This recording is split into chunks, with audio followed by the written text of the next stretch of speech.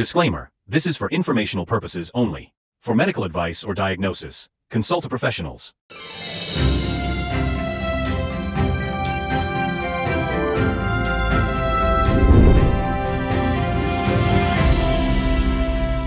Tennis বা badminton খেলার সময় অথবা ভারী কিছু তোলার সময় ব্যথা অনুভব করেছেন? তাহলেও হয়তো আপনার টেনিস এলবোর প্রবলেম হয়েছে। টেনিস এলবো কুনইয়ের বাইরের দিকে টেন্ডানে প্রদাহের কারণে হয়ে থাকে। টেনিস খেলোয়াড়দের এই সমস্যা বেশি দেখা গেলেও যে কেউ এই রোগে আক্রান্ত হতে পারে।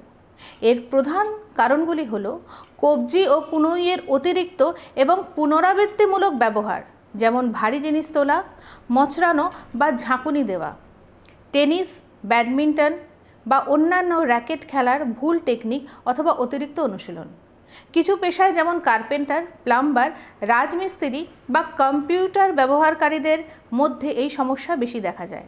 খেলার সময় ভুল মাপের বা অতিরিক্ত টাইট স্ট্রিংযুক্ত র্যাকেট ব্যবহার করা, কাঁধ ও কবজির পেশি দুর্বল হলে কুনইয়ের টেন্ডনের উপর বেশি চাপ পড়ে। কুনইতে সরাসরি আঘাত লাগলে এই রোগ হতে পারে।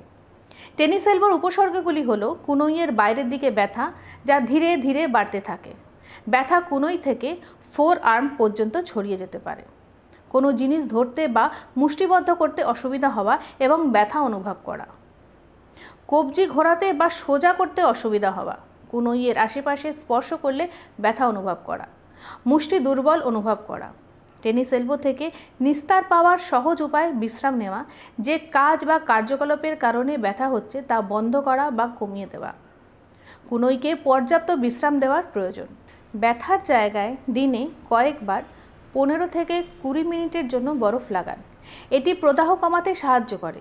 কুনইয়ের জন্য বিশেষ এলবো ব্রেস বা সাপোর্ট ব্যবহার করলে টেন্ডনের ওপর চাপ কমবে এবং ব্যথা লাঘব হবে। ফিজিওথেরাপিস্টের পরামর্শ অনুযায়ী ব্যায়াম এবং থেরাপি নিলে কুনইয়ের পেশি শক্তিশালী হবে এবং নড়াচড়া স্বাভাবিক হবে। এর মধ্যে স্ট্রেচিং ব্যায়াম অন্তর্ভুক্ত। আল্ট্রাসাউন্ড থেরাপি কিছু ক্ষেত্রে ব্যথা কমাতে এবং হিলিংয়ে সাহায্য করতে পারে। খুব কম ক্ষেত্রেই শল্য চিকিৎসার প্রয়োজন হয়, যখন অন্যান্য চিকিৎসায় কোনো ফল পাওয়া যায় না। যদি আপনি টেনিস এলবো রোগে আক্রান্ত হন, তাহলে একজন ডাক্তারের পরামর্শ নেওয়া উচিত। সঠিক রোগ নির্ণয় এবং সময়োপযোগী চিকিৎসার মাধ্যমে এই সমস্যা থেকে মুক্তি পাওয়া সম্ভব। হোমিওপ্যাথি চিকিৎসা টেনিস এলবো রোগের নিরাময় সাহায্য করতে পারে। অনেক হোমিওপ্যাথিক চিকিৎসক মনে করেন যে সঠিক হোমিওপ্যাথিক ওষুধ নির্বাচনের মাধ্যমে এই রোগের লক্ষণগুলি উপশম করা এবং ধীরে ধীরে রোগটি সারানো সম্ভব। হোমিওপ্যাথিতে টেনিস এলবোর চিকিৎসার জন্য লক্ষণভিত্তিক কিছু ওষুধ ব্যবহার করা হয়। কিছু সাধারণ লক্ষণ, যেমন আঘাত বা অতিরিক্ত ব্যবহারের ফলে তীব্র ব্যথায়, স্পর্শে ব্যথা বৃদ্ধি পেলে এবং সামান্য নড়াচড়ায় আরাম পেলে ডাক্তারবাবুরা নির্দিষ্ট লক্ষণের ওষুধ প্রয়োগ করতে পারেন। আবার দীর্ঘস্থায়ী টেনিস এলবোর ক্ষেত্রে প্রাথমিকভাবে নড়াচড়া ব্যথা বাড়ে এবং ধীরে ধীরে নড়াচড়া করলে আরাম বোধ হলে এটি একটি লক্ষণ। কোনো কোনো ক্ষেত্রে সামান্য নড়াচড়াতেও তীব্র ব্যথা এবং গরমে ব্যথা বৃদ্ধি পেতে পারে।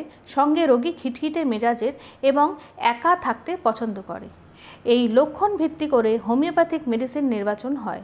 তবে হোমিওপ্যাথিক চিকিৎসা ব্যক্তির লক্ষণ এবং শারীরিক অবস্থার উপর ভিত্তি করে নির্ধারিত হয়। তাই একজন অভিজ্ঞ হোমিওপ্যাথিক চিকিৎসকের পরামর্শ নেওয়া অপরিহার্য।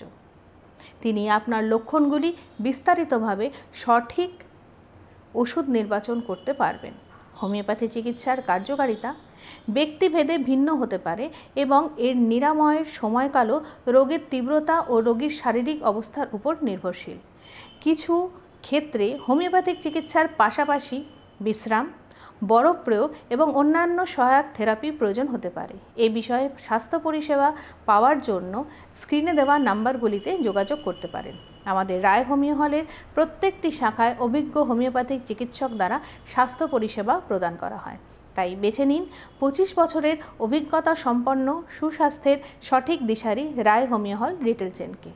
অনলি হোমিওপ্যাথি চ্যানেলে এই ধরনের আরও ভিডিও দেখার জন্য অবশ্যই চ্যানেলটি সাবস্ক্রাইব করবেন। শেয়ার করতে একদম ভুলবেন না। নিউ নোটিফিকেশান পাওয়ার জন্য বেল আইকন প্রেস করবেন। দেখা হচ্ছে আবার পরের ভিডিওতে। সবাই ভালো থাকুন, সুস্থ থাকুন আর অনলি হোমিওপ্যাথি চ্যানেলের সঙ্গে থাকুন। নমস্কার।